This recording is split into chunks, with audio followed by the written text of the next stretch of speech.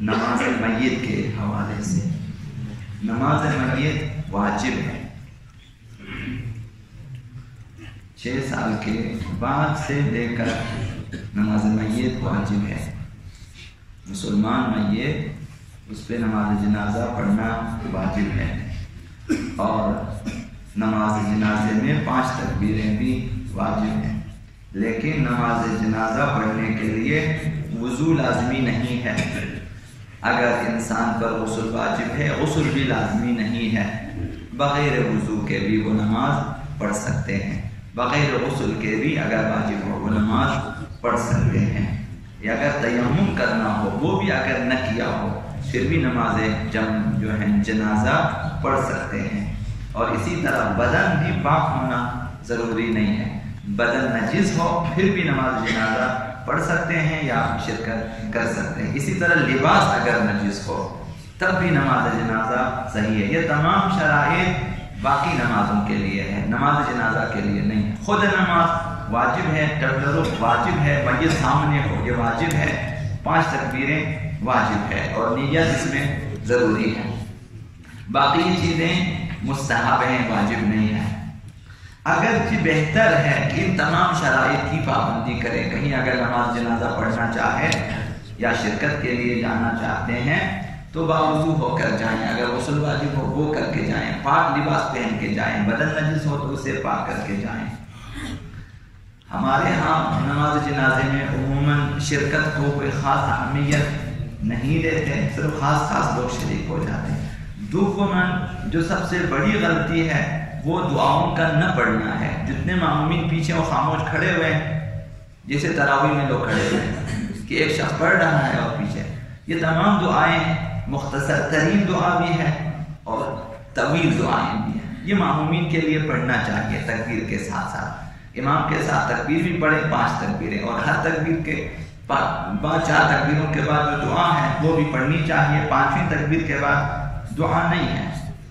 بہت ہی آسان نماز ہے، ایک کلمہ آپ کو پڑھنا ہوتا ہے، اس سے زیادہ نہیں۔ تشہد پڑھنا ہے پہلی تکبیر کے بعد جو آپ ہر روز پڑھتے ہیں، اشہد ان لا الہ الا اللہ وحدہ لا شریک لہ واشہد ان محمدًا عبدہ ورسولہ، تمام۔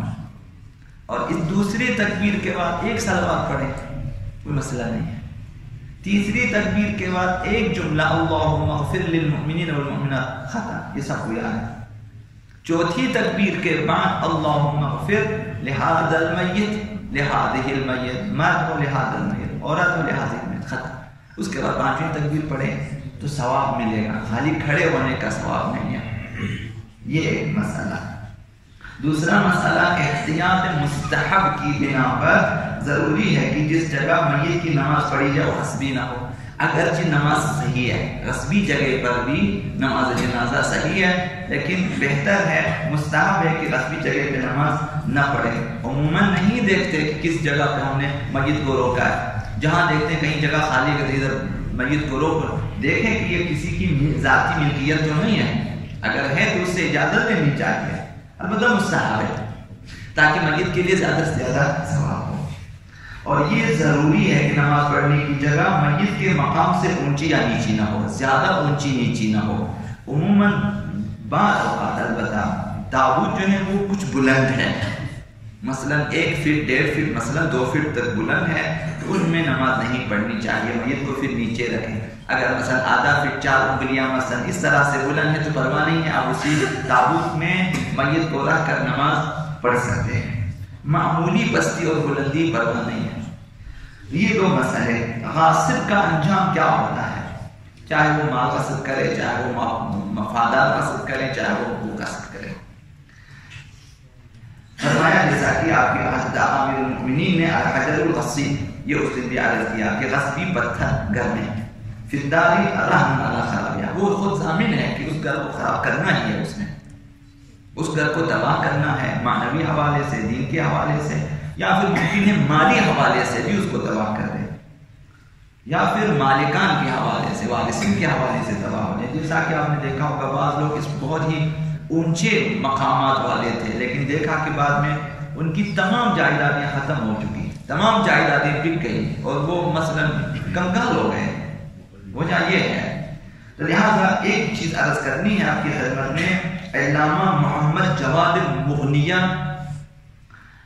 اس کلام کی شرح میں فرماتے ہیں، شرح نحو البلاغہ لکھی اور اسی کلامی غالب المغنی کی نحو البلاغہ میں وہاں پہ عرض کرتے ہیں کہ کوئی شخص کسی بھی طرح سے دوسروں کے اموال میں بغیر ان کی رضایت کے استفادہ کرے، تصرف کرے، خواہ عمارت بنائے یا کسی چیز پر قبضہ کرے یا پھر کوئی چیز کھا لے یا پھر کوئی چیز پی لے، تو وہ تمام چیزیں اس کے لیے وبال جان ہے، اس کے لیے عذاب ہے، اس کے لیے آگ ہے۔ اگر کوئی پوچھے، یہ ان کا جملہ ہے، اگر کوئی پوچھے کہ یہ جو سرب و فلک عمارتیں جو ممالک میں آپ دیکھیں ملتوں کے خون بہانے کے بعد بنائے ہیں، وہ تو اپنی جگہ مثلا کافی سفید موجود ہیں، وائٹ ہاؤس موجود ہیں، اس طرح کہ جنہوں نے لاکھوں افراد کا خون بہایا، کیوں کھڑے؟ تو انہوں نے فرمایا کہ اس کے جواب میں کہا جائے گا ممکن ہے کہ یہ عمارتیں قائم رہیں، لیکن ان کے بنانے والے اور ان کے رہنے والے انہیں چھوڑ کر تنگ و تاریک بدبودار قبروں میں رہ رہے ہیں اس وقت، اور عذاب دیکھ رہے ہیں اور عذاب چکھ رہے ہیں۔ تو ایک اینٹ بھی مہم ہے ہمارے لیے اپنی زندگی میں، اسی زندگی میں خود کو پاک کریں، جہاں جہاں بھی شک ہو شبہ ہو اس کو پاک کرنے کی کوشش کریں، تو انشاءاللہ آخرت کی منزلیں ہمارے لیے آسان ہو جائیں۔